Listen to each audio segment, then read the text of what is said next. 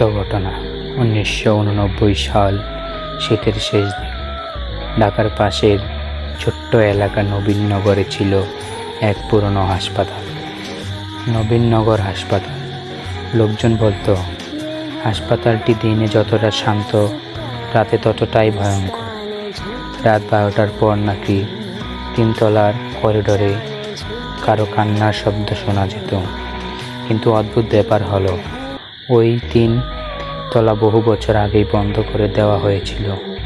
সেই সময় নতুন এক নার্স যোগ দিল। তার নাম ছিল শিউলি। প্রথম দিনে এক বৃদ্ধ দারোয়ান তাকে সাবধান করে বলল, রাতে যদি 307 নম্বর কেবিন থেকে বেল বাজে কখনো দরজা খুলবে না। শিউলি হেসে উড়িয়ে দিল। সে ভাবল পুরনো লোকেদের কুসংস্কার। সেই রাতে শিউলির ডিউটি ছিল। তার রাত ঠিক 1:17 টিং টিং টিং টিং টিং টিং।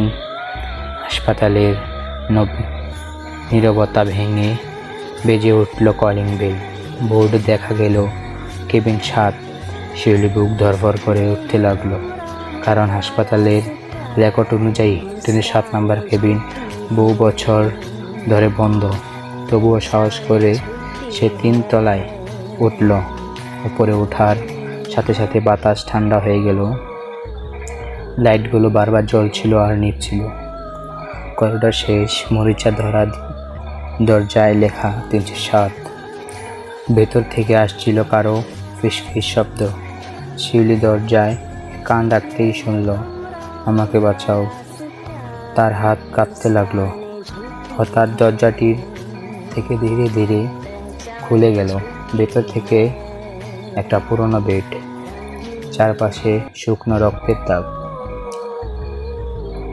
আর বেডের উপরে বসে আছে এক মেয়ে, সাদা রোগীর পোশাক, চুল মুখ ঢেকে রাখছে। শিউলি কাঁপা গলায় বলল, কে আপনি? মেয়েটা ধীরে ধীরে মুখ তুলল, আর তখনই শিউলি চিৎকার করে উঠল। কারণ মেয়েটার চোখ ছিল না, শুধু অন্ধকার গর্ত আর মুখ জুড়ে সেলাই। হঠাৎ পুরো রুমের লাইট নিভে গেল। অন্ধকারের মধ্যে শুধু শোনা গেল, তারা আমাকে ভুলে অপারেশন করেছিল।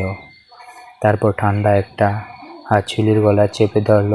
পরদিন সকালে হাসপাতালের স্টাফরা 3তলায় শিউলির জুতো খুঁজে পেল, কিন্তু শিউলিকে আর কখনো পাওয়া যায়নি। এরপর থেকে রাত 1:17 307 নম্বর কেবিনে বেল এখনও বাজে, আর কেউ যদি ভুল করে দরজা খোলে সে আর ফিরে আসে না। ধন্যবাদ।